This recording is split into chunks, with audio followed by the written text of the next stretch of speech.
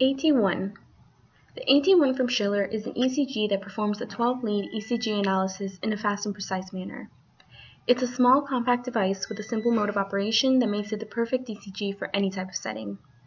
The AT1 comes integrated with its battery, thermal printer, and a basic keyboard. In order to turn on the ECG, press the On button. When the ECG is connected, the mains light will be lit. If the ECG is running on battery power, the battery light turns on and starts blinking when the battery capacity begins to run low. The lead off light notifies us when one of the leads is off or improperly located. The paper light will turn on when there is a block in the printer or the paper is running low. The filter light turns on when the myogram filter is activated. To take a recording of an automatic ECG, press the green start key. The printout will be obtained in format 1. To make an automatic recording in format 2, press the Alt key followed by the Auto Start key.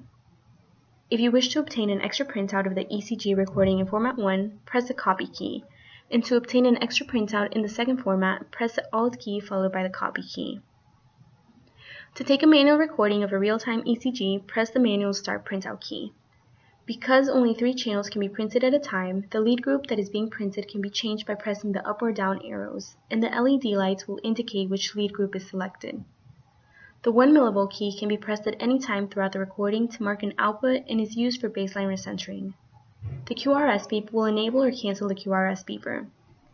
The auto gain key is used for the automatic adjustment of the ECG in order to avoid overlapping traces. The middle keys are used for the selectors of the ECG sensitivity for auto and manual recording. The bottom keys are to select the chart speed. The filter key is used to activate or deactivate the myogram filter. Remember, the state of the filter will be indicated with the filter LED light.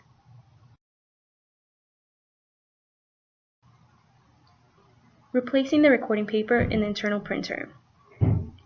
The recording paper must be replaced as soon as the end of the paper is indicated by a red stripe on the lower edge. To do this, press the latch for the upper tray to release the lid with the rubber roller.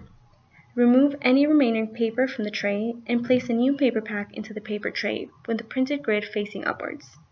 Close the lid and press firmly. Press the stop key to transport the paper to the starting position.